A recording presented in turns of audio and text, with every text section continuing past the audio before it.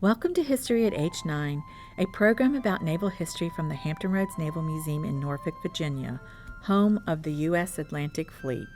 The fleet continued their journey steaming across the Pacific toward Hawaii. The 3rd Division, commanded by Rear Admiral William H. Emery, broke from the rest of the fleet and headed southeast toward the island of Maui for coaling.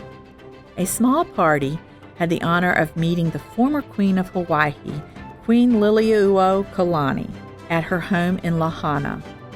Even though the Queen had been deposed and exiled by the U.S. government in 1893, she was still gracious enough to greet the sailors. The rest of the fleet arrived in Honolulu on July 16th. The sailors were given liberty and had a very nice time. Their 6-day stop consisted of luau's, sailing regattas, and plenty of beach time. Liberty was only a small part of a sailor's life. What was the rest of their life like? I'm Catherine Renfrew, and this is Voyage of a Lifetime, The Great White Fleet, 1907 to 1909, Episode 3, Across the Pacific.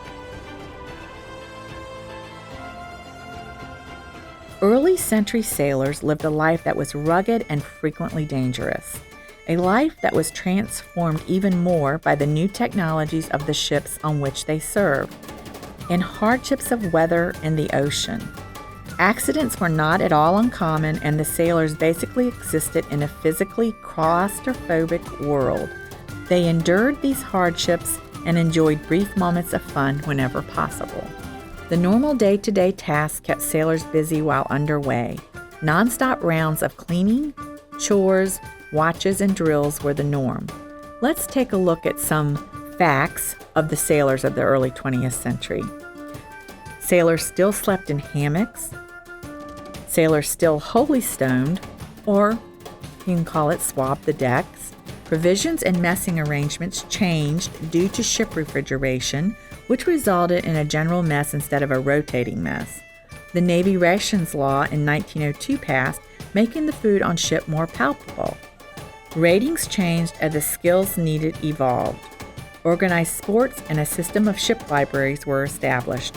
Frequent stops for coaling were part of everyday life, whereas before on a sailing ship, as long as you had potable water and your food held out, the ship could remain at sea. Life at sea for the sailors who worked above deck did not have it so bad, though, compared to the jobs of the coal passers, who worked in the fire room below decks.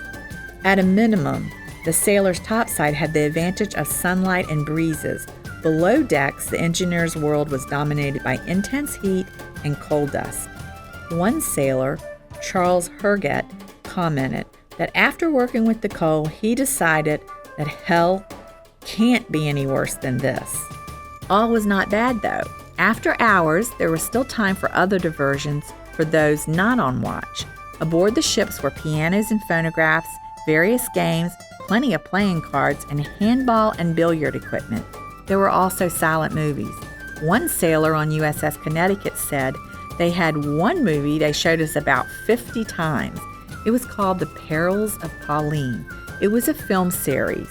They might show number 9 one day and then show number 47 the next, but we enjoyed it anyway. She, meaning Pauline, was always in some kind of fix, getting thrown off cliff and things like that. The extracurricular activities enjoyed by the sailors was definitely earned. After Hawaii, the fleet then streamed to New Zealand, arriving on August the 9th. Once again, the men were warmly received by the civilians as they entered Auckland's port. The men were entertained with party after party. The New Zealanders even invited Admiral Sperry and his staff to observe the tribal ceremonies at a Maori village. The next stop was Australia. When they arrived in Sydney on August the 20th, they were greeted by more than 250,000 people who had supposedly stayed up all night so as not to miss the ships when they arrived. The Australians welcomed the fleet with great acclaim and cheer. The fleet made stops in Sydney, Melbourne, and Albany. Nothing was too good for the sailors. They were given the key to the city of Melbourne, and their kindness made such a good impression that many sailors were disinclined to leave when the ships got underway. In fact, the U.S. Navy men were very popular with the local females, and many relationships bloomed during their visit. This created an issue so much that USS Kansas stayed behind to round up latecomers after the rest of the fleet had sailed off to its next destination. Even that wasn't sufficient to bring in everybody. More than 100 of the Americans deserted and stayed behind with their newfound companions. The fleet steamed north, headed for the Philippines. They arrived on October the 2nd. The Liberty was not allowed due to a cholera epidemic. However, a few officers were allowed on land, but they could not stay overnight and had to bring their own drinking water and not eat any of the food. On October the 10th, the fleet departed for Japan. Now, while en route in the South China Sea, they ran into a severe typhoon. Now, a typhoon is a tropical cyclone that occurs in the South Pacific or Indian Ocean, and it was reported that this typhoon was the worst in 40 years. According to one sailor, the typhoon happened right off Formosa. All you could see when a ship was in trough was the trunk of its mast above the wave tops. That was all you could see of an entire battleship. Then our turn would come to go into a trough, and we couldn't see anything for a while. The storm lasted almost 2 days. Finally, on October 13th, the storm subsided. Admiral Sperry gathered the scattered ships and assessed the damage. USS Kearsarge lost its foremast and wireless antenna. Wisconsin, Illinois, New Jersey, and Virginia had their whaleboats smashed and washed away. The Virginia also suffered flooding from her destroyed ventilator. Railings were twisted and broken, portholes shattered, and wireless aerials destroyed. Apparently, the fleet was fairly lucky. The storm killed some 800 people in northern Luzon in the Philippines and wiped out an estimated 2,700 people in Amoy, China. The fleet recovered and headed toward Japan, the most crucial visit in terms of diplomacy.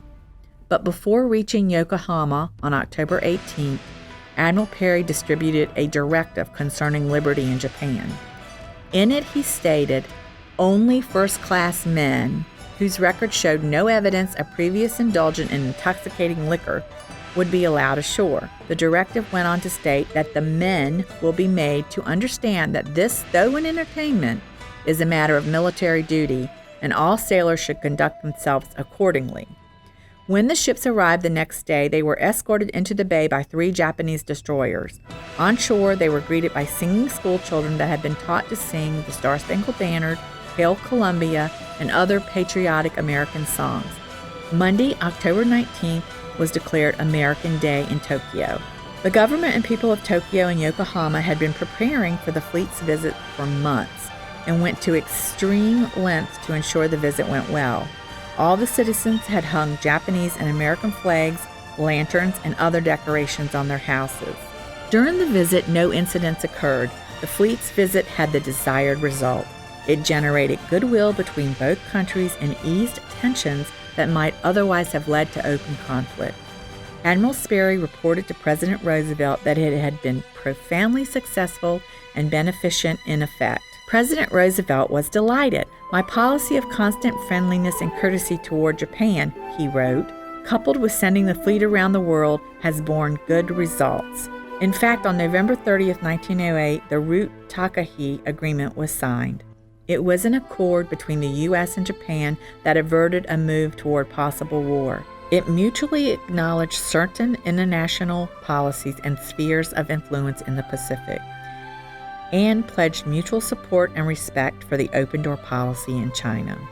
Leaving Japan, half the fleet steamed back to Manila for a target practice, while the other 8 ships set course for the Formosa Straits and the Chinese island of Amoy.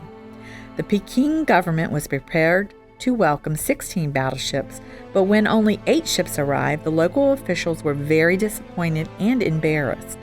The slight was due to operational requirements and unintentional on the fleet's part, but it created a slight issue where the Chinese believed they had lost face. However, Peking saved face by reporting in the Chinese Imperial Court newspaper that the rest of the fleet was lost in a typhoon, which was a believable lie at the time. Similar to the Philippines, a dangerous epidemic plagued Amoy. In order to keep the sailors safe, China had built a special entertainment center or temporary city for the officers and men of the Atlantic Fleet. It had to be rebuilt after being destroyed by the typhoon. All of the food and drink was brought in from Shanghai, along with rickshaws, mandarin chairs, horses, and wagons. The American fleet honored the Dowager Empress of the country. She reciprocated by giving presents of cloisonné china to the ship's crews. Each officer received a vase, and each enlisted man got a teacup.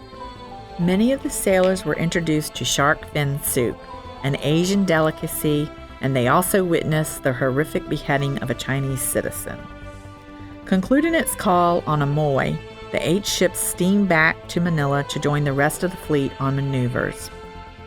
On December 1st, 1908, the entire fleet departed the Philippines and headed toward home.